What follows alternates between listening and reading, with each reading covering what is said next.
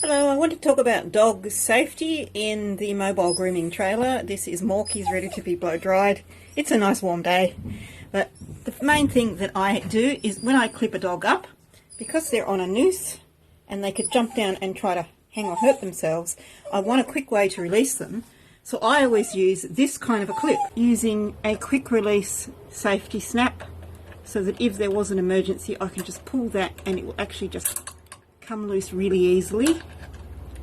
Whereas the snap that the black dog harness comes with, if she were to try to jump down, in order to get that loose you actually have to be able to lift it, and with the weight of the dog on you actually can't lift it, so that's why we're using the safety snap.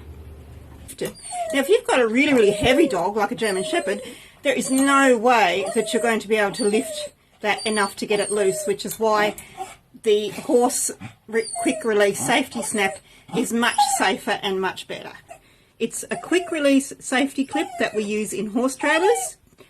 It's okay, boy. And it will undo quickly just by a pull. So I can either clip the dog's leash here or up on here if I need it to be a little bit shorter, and it will still release. Just like that. I also have one of these, I'll just clip him back up, in my bath, because the person I bought this bath from told me a horror story of how a dog in here twisted around and around and around until he got the lead so tight it had to be cut off with a knife. So that's why I have one in here as well. The bungee cord is actually just to hold the shampoo bottle when I'm driving, to stop it sort of sliding around. So that's what that is for. Okay, Morky. Okay, Morky. So I always use a safety noose that has one of these style, because the other kind that I have, which is this kind, it doesn't, it's not as safe, because I think it just sort of tightens up more. When a dog pulls, it can actually be quite a choking hazard. So I find that these ones are safer because they're less likely to slip. He's a good boy. He's a good boy.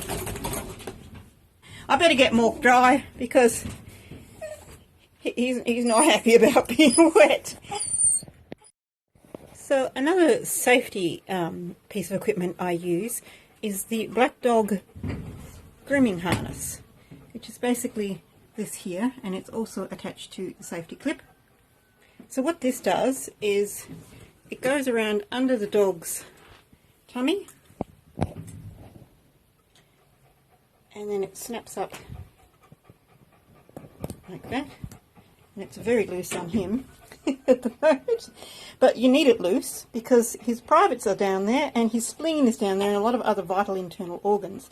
So basically what this is doing, it's nice, it probably should be a little bit snugger than it is, probably about there, but enough space that you can put a few fingers in here. Okay, so I've got the black dog harness a little bit snugger now.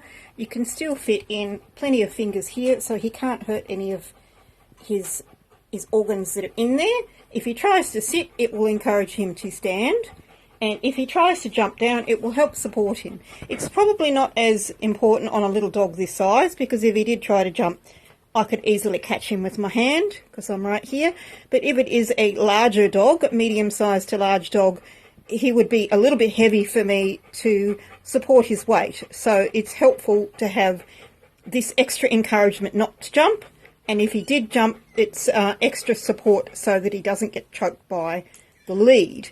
Now, for a big dog especially, I've got the safety clip, and the safety clip is tied up with just a ribbon. In an emergency, that ribbon will break before the dog hurts itself, because the weight of the dog will actually break that. So that's another like insurance that the dog is less likely to be injured if they did try to jump down. On my floor, and my floor doesn't need sweeping at the moment because I just finished grooming, I have rubber matting.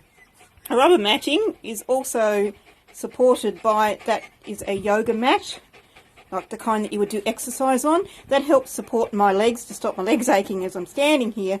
But it also is protection for the dog. If they did try to jump down, they've got a softer landing. And if I drop my blades or scissors, they've got a softer landing. So it serves quite a lot of purposes. and is very helpful in the grooming environment. So now it's time to, he's pretty much getting close to finished, just a little bit more tidying of some loose ends, and then it'll be time to sleep. Okay, so this little lasso episode is giving a good example here of how I use a black dog safety harness at the back, partly to stop her jumping off the table and hurting herself because she's an older dog, and also to stop her constantly sitting, which is what she's wanting to do. But she's actually wanting to sit with this harness on, and you can see it's nice and loose, so it's not putting pressure on her. But when she tries to sit with it on, it puts pressure on vital organs underneath, which we don't want.